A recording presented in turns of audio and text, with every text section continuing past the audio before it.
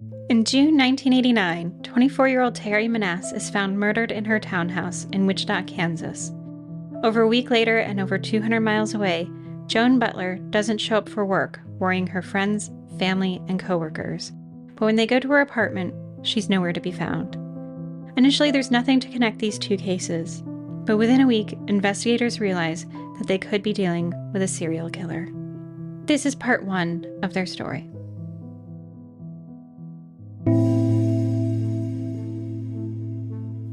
Hi, I'm Vanessa. And I'm Amy. And you're listening to She Goes by Jane. At the end of this episode and every episode, we will be joined by a special guest who will read an original poem by Amy Baker about the women we're featuring. This week, we are joined by Jackie Lee McLean.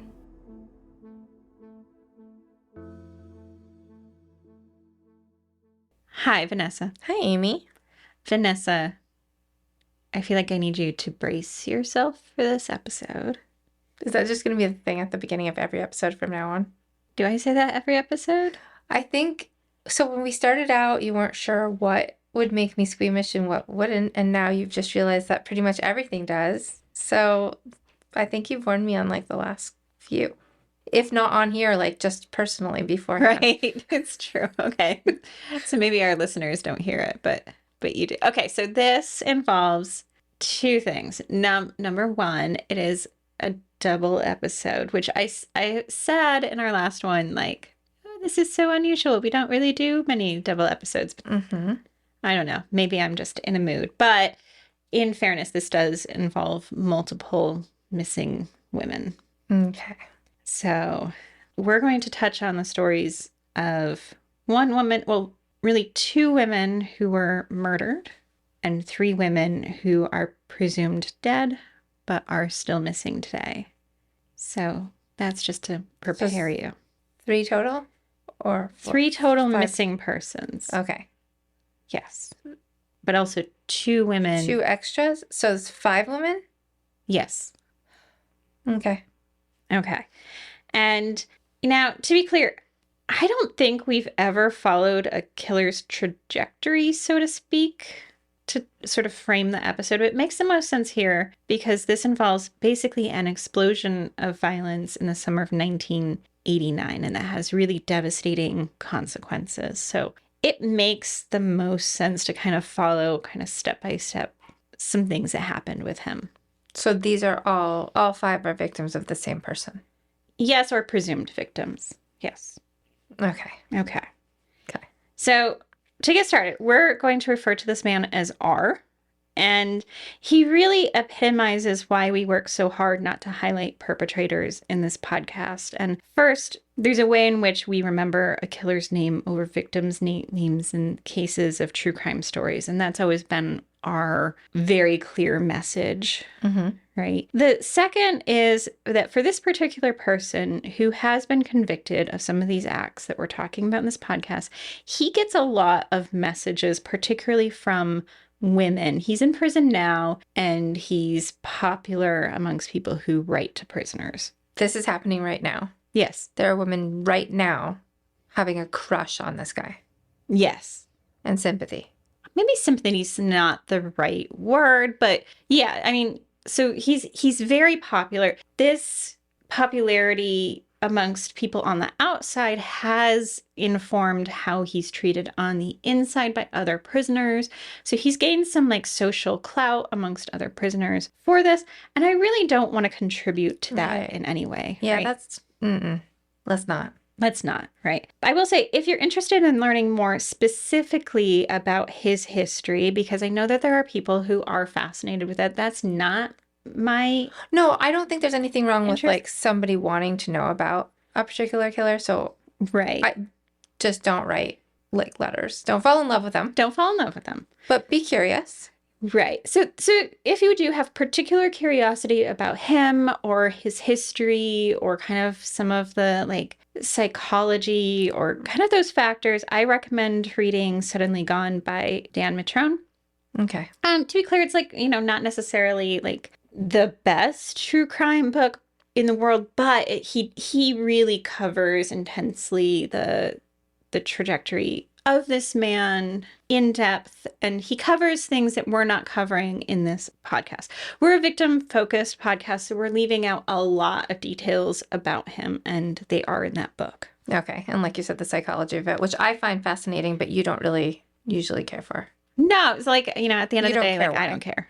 I do sometimes. And I think Yeah. because I'm interested in like psychology and mental health and all of that stuff, like Yeah. a lot, but more than the actual crime. Right. So there is a lot about this man's history that I'm sure people would find interesting or want to know more about, like what brings him to this point, to this summer. But we're trying to highlight the women victims, yeah. who are impacted by it because they don't get talked about enough. Right. So what we do need to know before we really begin is that in terms of his history, I will provide a little bit here. He does have a history of violence, and that starts when he's 16 in 1977. That's when he broke into Hazel Meeker's house in Lansing, Kansas. And though this episode doesn't focus on Hazel, I want to say her name because Hazel was a beloved mother and grandmother. She was 73 years old when R broke into her house, tied her up, and beat her in the face with a crowbar until she died. And it was her granddaughter who lived in an adjoining residence who actually ends up finding Hazel when Hazel didn't answer her phone. Wow, and he's only 16 at the time? Yes. Okay. Yeah. That seems unusual even for like a lot of the people we talk about. Yeah, I mean, he had, not to get too much into him, but there were some like precursors or indications that he was a violent person. Mm-hmm. And this kind of ends up at 16 attacking Hazel and murdering her. Okay. So it didn't take long for him to be arrested in this murder since the police were able to literally follow his footsteps in the snow directly to him. And he was convicted and as a juvenile served time at the Boys Industrial Center in Topeka, Kansas. And he was finally released in 1980. Wait, it happened in 1977 and he was released in 1980? Yes. Not good. Well, so at this point, he's a juvenile offender. Okay. And he was tried as a juvenile. So Crowbar in the face, Amy. Well, yeah, I know. I do understand. Okay.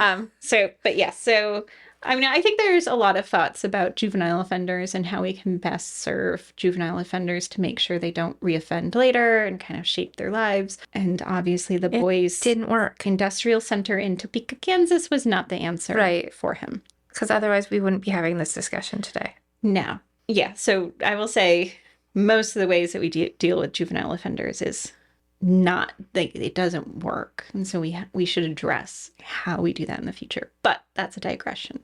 There are many who believe that R had other victims between 1980 and the summer of 1989, which is, where we're going to talk about more. But that's relatively unknown at this point.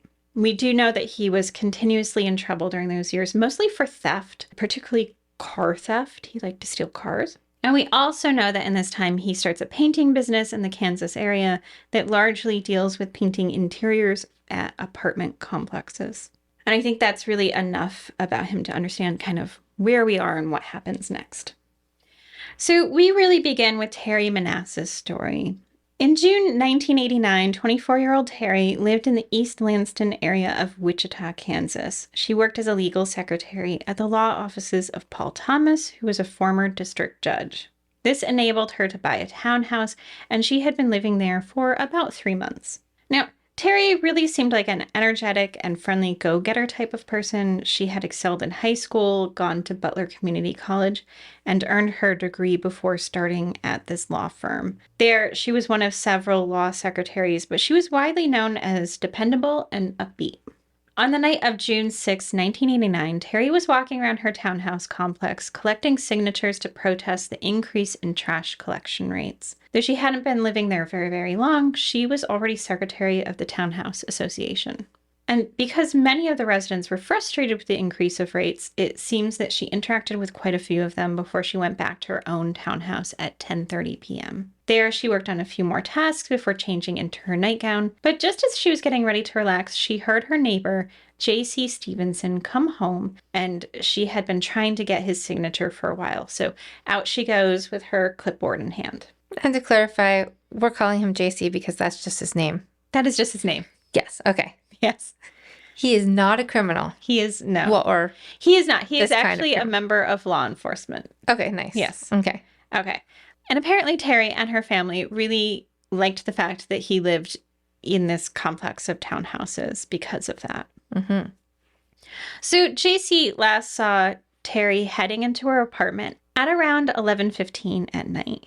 He waited until she was safely inside before heading into his own townhouse. But the next day, Terri did not arrive at work as usual. We've talked about this before, like how quickly coworkers will know something is wrong based on a person not doing their usual routine. And Terri was known for being punctual and dependable. In fact, she was often at work before everyone else. So by mid-morning, when no one had seen or heard from Terri, one of her coworkers starts calling her home phone number over and over. This always gets me because it is always like, it's funny how often it's the coworkers and not the family that reports someone missing. So I've always, like, before doing this with you, I always thought it was definitely going to be family members. Right. But particularly if you live alone. Right. Or, you've been away, like that's the first people who are going to see you during your day. Right. Mm-hmm. So this coworker calling and calling and there's no answer. Even her answering machine doesn't pick up. So the coworker, knowing something wasn't right, called Terri's parents who lived about 20 minutes away. And they said they hadn't heard from her either. And this call from the coworkers sets them on immediate alert. Her mother, Bonnie, called the Wichita Police Department because that's where Terri's neighbor, J.C. Stevenson, worked as an officer. He had that day off, though, so she ended up reaching out to him on his house phone and asked him to check on Terri. So even though Officer Stevenson knew Terri, he kind of brushed her mom off at this point. Do we know why? Well, I think to him, this looks like an overly concerned parent overreacting, right? Okay. And asking for their adult daughter to be checked on. So he reassured them that her car was not in her regular spot and that she might just be busy that morning. So the car wasn't there at all? No. Okay. But Bonnie, Terri's mother, could just not let it go. Right. Right. So they convinced Officer Stevenson to go check on her again, and they actually authorized his entry into her apartment.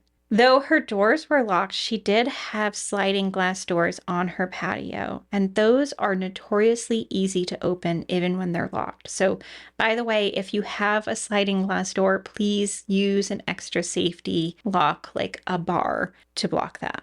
So when Officer Stevenson, he gains entry, he found Terri brutally murdered inside her townhouse. What would later become apparent is that she had been strangled before being stabbed repeatedly in the neck and arms. Okay, so I wasn't expecting that. I was expecting her to be one of our missing people. No. So I guess you warned me. I did, yes.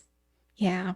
And to be clear, I don't think that Officer Stevenson really expected to find this either. I think he was just, placating her parents before he went in. I'm glad it wasn't her mom that found her. Yeah. And, also, I don't like to detail violence in a gratuitous way, so I'm just going to use what Officer Stevenson's statement he gave to reporters a few weeks later. He said, "It was nasty, extremely nasty. They don't want me giving out details, but whoever did that to her was real angry at someone. Only a sick mind is capable of that." During this initial investigation, it showed that there was no forced entry into her apartment, which led investigators to believe that she was killed by someone she knew. They also found Terri's car, because he had said, yeah, it had been parked in the parking lot of another complex. This was only 2 blocks away, so the car hadn't been taken very far. But there were some items from her apartment inside, including her answering machine. That's weird. Yeah. So it was like he knew somebody was going to try to call. Right. And then maybe because they were in an apartment, they would hear it? No, I don't know. No. I'm not sure what the point of that is. It's weird. It is weird. So I'm not sure why. Because the phone will still ring in the apartment. It just won't go to the answering machine. Exactly. Yeah. Okay.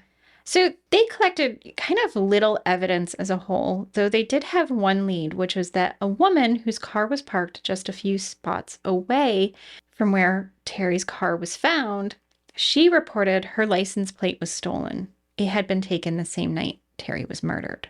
Is any of this going to make sense later? Yes. Okay. Yeah.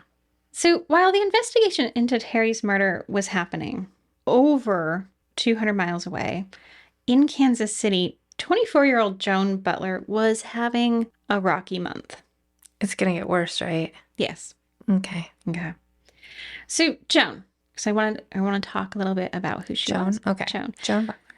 Joan Butler. So Joan was several months into her career. She had come to Kansas City to work for media designs and was working at Montague Sherry, which was another ad agency. So she's working in the advertisement industry. Joan had grown up in the Wichita area, and she'd attended the University of Kansas-Lawrence, where she was in the William Allen School of Journalism. Her intent was to follow in her father's footsteps and work in marketing. And when she graduated in 1987, she did that. She got her first job at a local cable company before jumping ship and joining the Stephen ad agency. But one weekend, on a girls' trip to visit friends in Kansas City, Joan had been convinced to leave Wichita behind and move to the big city. I mean, it didn't seem like she needed all that much convincing. She'd met a guy, his name was Brett, and there were just more career opportunities in Kansas City than Wichita. Though she was, by all accounts, doing well in her job, by June 1989, some other things were not going smoothly. When she moved to Kansas City, she briefly lived with Brett's mother before getting a one-bedroom apartment at Comanche Place apartment complex. This complex was located in Overland Park and really seemed like a good fit at first, particularly because it was gated and had security. But she realized that she wanted to be closer to her job, so she wanted to move.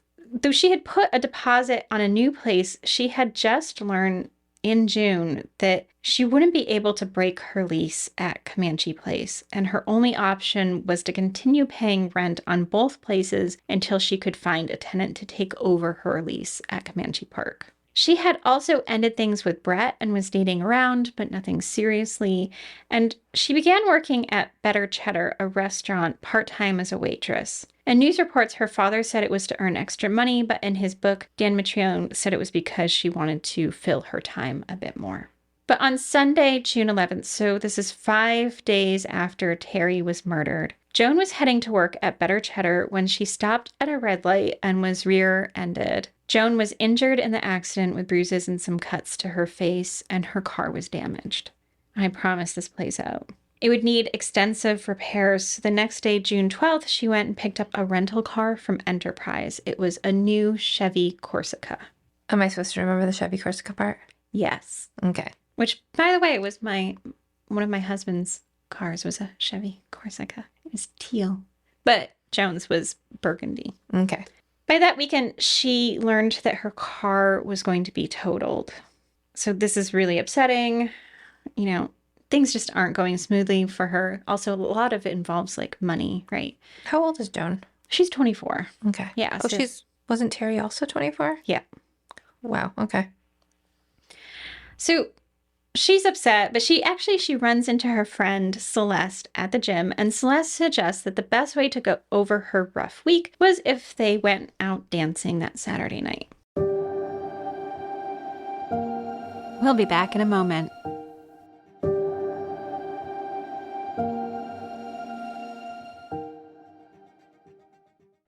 And so Saturday, June 17th begins with Joan shopping for a new car before heading to work at Better Cheddar. After she went out with Celeste and some friends before ending up at Celeste's apartment. She leaves her friend's house at 4 a.m. and she told those who were still gathered there that she was heading home to her apartment. Though Father's Day was on Sunday, Joan actually failed to call her father. The Friday before, she told her mother she intended to call for the holiday, but when she didn't, her father just assumed that she had gotten busy. She's not busy, is she? No. But that Monday, Joan doesn't report for work. Like Terri, Joan was described as responsible and always on time for work, so when she doesn't report in, they're immediately concerned and also try calling her. And this is, to be clear, not a slow response to this. Her coworkers and her boss basically launch a full-scale search for her by 10:30 a.m. that morning. Are they aware, like her coworkers aware right now that she didn't call on Father's Day also? No, they just know that she hasn't shown up. Had they known that, like, Yeah. They're doing well without knowing that even. Yeah, so just the fact that she didn't come in for work. So I think that really speaks to, like, their understanding of who Joan was. Right. Yeah. So her boss, Gary, he drives to her apartment and he looks for her car in the parking lot. So remember, she's driving this maroon Chevy Corsica, which was relatively rare at this time. It had only launched 2 years before and was at this point mostly sold as a fleet or rental vehicle. When he didn't see it, he went to her upstairs apartment and he got no response on her door when he was knocking, and the door was locked. He tried to get the apartment manager to unlock the door or to send someone to check on her, but for obvious reasons, those requests were declined. What are the obvious reasons? Well, so some man shows up at the apartment complex and says, I want her boss and not her dad or somebody. Well, even for her dad, that's your... But the person's missing. So at this point, would the apartment manager know that? Right. You just have some stranger who shows up and says, hey, so-and-so's missing. Can I get into her apartment? The apartment manager should turn them down, right? Right. I'm listening to you telling this. I'm like, let them in. Right. But obviously he wouldn't have been in this exact frame of mind when that was happening. Yeah, actually, because for safety and security reasons, you would want to not let the strange man into the apartment. Yes. Yeah. Okay. So now Gary, he calls back to his office and he has someone call her parents. And that's when her parents find out and he realizes that they haven't heard from her since Friday. But did she go dancing with a friend though? She did. She did. So, okay. So the family last hears from her on Friday. But somebody has heard from her since Saturday. Yes. We know that she's been with people on Saturday into the early morning hours of Sunday. Mm-hmm. We know she hasn't called her father for Father's Day. So something happened between them seeing her at 4 a.m. on Sunday. And her going to work.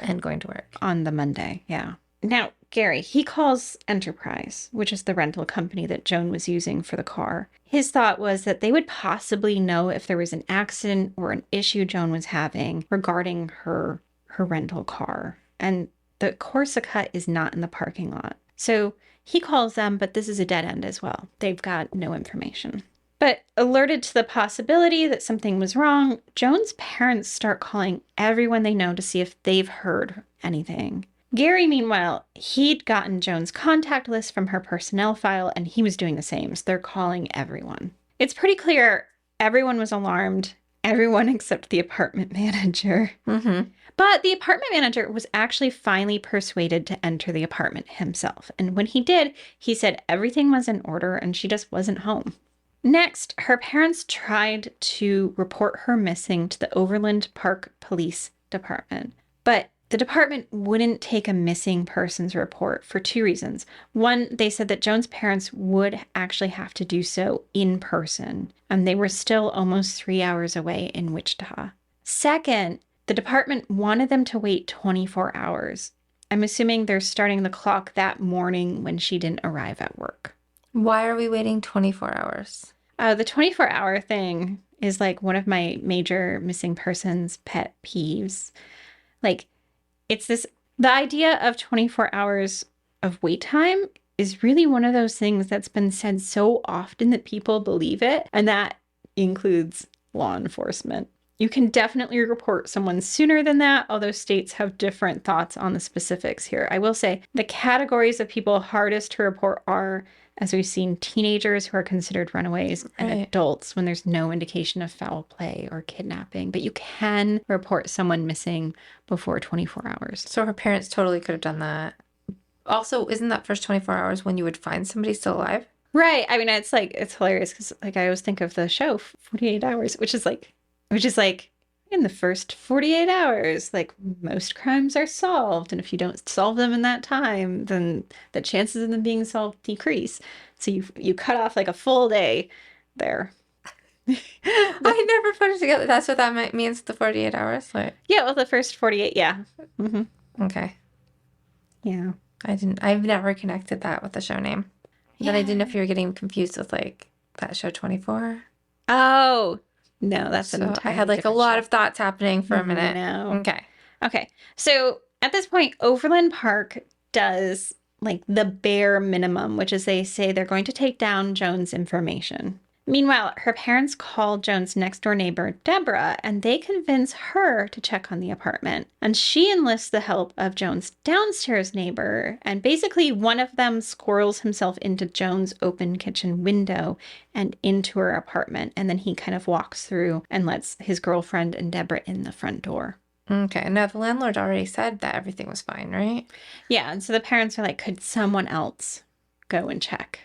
Somebody who might know. Yeah. What to look for, I guess. So inside, they find a half-eaten piece of toast on the counter, along with a butter knife that had jelly on it. In addition, there was a partially smoked cigarette in the ashtray. And one of the other oddities they found was that there was only one contact lens in Joan's contact case in the bathroom. So they're very thorough. By the way, I sleep with my contacts in my eyeballs. No one come for me. But I've already explained the dangers of that to you. yes. And you... So no one will No one will be able to case. convince her otherwise. No. Okay, now. Don't do it, though. Don't do it. But so you will never find my contacts in a contact case, just to be clear. Now, even though Joan's coworkers and friends and family, they're all alarmed, the Overland Park Police Department is still moving pretty slowly. They do actually go and check out her apartment, and they talked with her friend Celeste. And that's how they learned that what she was wearing the night when she went out, a black dress and heels, they were found in the apartment. So she did make it home and out of those clothes. Yes. Her neighbor, the one who lived below her and actually helped enter the apartment, she said she heard a noise from Joan's apartment in the early morning hours around 4:30 a.m. So while it was clear that she was missing, that was really it for the early investigation. But because her father was in marketing and all of her coworkers were in marketing, they realized that the best way to approach this was as a marketing campaign. They created 10,000 leaflets and worked up news releases about Joan's disappearance. Her coworker Robin said, "This is what we do best, so we're using our skills to try to find our friend. This is how we promote a product, and it usually works for us. I hope it works here." It's one of the best concepts I've heard yet for like a missing person, like actually make like a thing of it. Also, I'm in the middle of watching Mad Men right now. Right. So I'm going there with it. I'm like, how would these people try to advertise this in a so they're like, okay way? Let's take this, let's get that information out there. Like, right. How would we approach this, right? And so to be clear, in those early days, one of the prevailing assumptions, even within Joan's family, is that she could have harmed herself or even died by suicide. With her recent breakup, her car troubles, her apartment issues, they were worried she was overwhelmed and depressed. No matter what was happening in Joan's life, though, it was imperative that they find her, which is why the campaign to hand out all these flyers was so important to them. Now, one of those flyers was picked up by a friend of a friend who brought it home to Leavenworth, Kansas. This woman, Rayanne, was discussing this case with her mother when she mentioned that Joan was driving a Chevy Corsica. Her brother Eric overheard this, and because, again, the Corsica was newer and rarer outside of car fleet rentals, he realized that there was a new Corsica parked at his apartment back in Lawrence, Kansas. So is it the right one? Well, so Eric is like, I'm going to go check this out. So he goes back to his apartment complex. It's the Trail Ridge Apartments, and he starts walking past the Corsica. Now, he'd memorized the license plate number from the flyer that was handed out, and he knows immediately this is the car. So he heads into his apartment. He calls the tip line on the flyer, but they brush him off.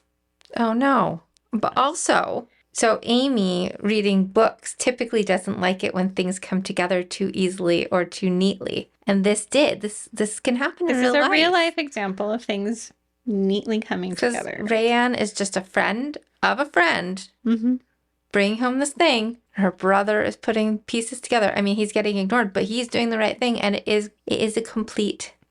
circle here. Yeah, I mean, thank goodness that he went home the same weekend as his sister and they were having this conversation. Right. And also he was someone who was like hyper aware of cars. See this, right? These big coincidences can happen. Right. So anyway, so Eric, he goes back and he's been brushed off. And they say it's because Lawrence isn't in their jurisdiction and that he should call the police in Lawrence.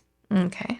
So now Lawrence is about 35 miles away from Overland Park where Joan went missing. So it's not surprising that the Lawrence Police Department hadn't heard about Joan's case. After all, even the response in Overland Park was being led by the ad agency employees and Joe's family, so not the police. And when the Lawrence PD tried to look up Joan's information, her missing persons report wasn't in those databases. Not the NCIC database, not the state level database, none of those databases. It's only 35 miles away. Yeah. We should be aware. Yeah, but they were not. So it takes until 9 p.m. for an officer, which is Officer Brian Edwards, to even respond to the Trail Ridge Apartments. And Eric's been waiting for him and indicates the car and what he knows about the situation. At this point, neither of them knows why the car is there or if anyone is connected to the car. So they kind of separate and try to not look suspicious as they're surveying what's going on. The plan was for Eric to kind of look at the car on the way back to his apartment, but as he headed in that direction, a man approached the Corsica and went to the back of the vehicle and opened the trunk. So they actually saw R? Is it R? Do we know? Am I getting ahead of myself? Do you want to continue? I do want to continue. Okay. Sorry. Okay, so at this point, Officer Edwards decides to approach the man, and the man swiftly closes the trunk. And that's when the officer asks for an ID from the man. But the man says that he doesn't have one on him, that it's back in the apartment, and he kind of gestures in that direction. And when he's asked whose car it is, the man avoids answering that at first, and then just kind of says eventually that it belongs to someone inside. So even though this man is being evasive, he does agree to walk with Officer Edwards back to the apartments to get his ID. But then as they got closer, the man kind of makes a break for it. And he basically slams through a door at apartment 531 and then closes it quickly behind him. And so when Edwards actually gets the door open, he opens it to find 5 men sitting in the room eating pizza on the floor. The other man, the man he had seen, he had actually gone out through a window. He had jumped. Was it not even his apartment? No. Did he just run through somebody's apartment and these 5 guys just stayed eating their pizza on the floor? Nobody was like, what the heck just happened? I think they were all like, what the heck just happened? I think by the time the police officer opens it and kind of stumbles in on them, they're still processing that someone just ran through the apartment. I don't mean to laugh because none of the story is funny, but just the thought of that happening and them just continuing to eat their pizza is... Yeah. Okay. So to be clear, kind of hilarious. To be clear, the men who are sitting there, they do know the man who ran. Oh, they do know him. Okay. Right, but it's not his place. Okay. Right. Now, in the media the next day, they don't release the name of this man, but they do say he's not a suspect. But the reality is they are on the scene at the Trail Ridge Apartments, and they're going through Joan's rental car at this point. They have already established that they are looking for this man. His name is R, and that is one of the many aliases he went by. They have tracking dogs out. The police are canvassing the neighborhood and everything. Because what they're keeping from everyone is that, of course, he is actually a suspect in the disappearance of Joan Butler. But he's also a suspect who has just slipped through their fingers. We are now going to listen to Amy's poem, The Fates, read by Jackie Lee McLean. Jackie is a visual and musical artist based in New York State. She has previously released 3 albums with her band Roan Yellowthorn and is currently working on the release of her first self-titled album, All Mine Now. Jackie is also the feature of an upcoming documentary of the same name about her life and journey as a musician. The Fates. Joan Butler, 24. Missing since June 18, 1989, from Overland Park, Kansas. Theresa Brown, 22. Missing since June 26, 1989, from Lenexa, Kansas. Christine Rusch, 22. Missing since June 26, 1989, from Lenexa, Kansas. It's this dark riddle again. Memories spun together until violence ignites those bruised dark ghost dreams. Watch for those mournful women roaming through the vast afterlife. their stories glittering on their pomegranate lips. Can you see them flickering at the edge of your vision, the violet rattle of their hearts, so faint they sound like birds caught up in sunflower stalks?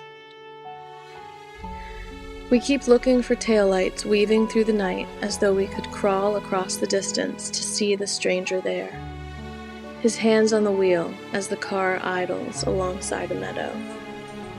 Spin it over again, women holding their bodices closed and the vulgar crack of a gun until the scissors snip those final threads. There is no end when we've been decades here. The corn silk still braiding and unbraiding in the Kansas wind. For more information about our show or to check out other shows on the network, please visit evergreenpodcast.com. Bye, Vanessa. Bye, Amy.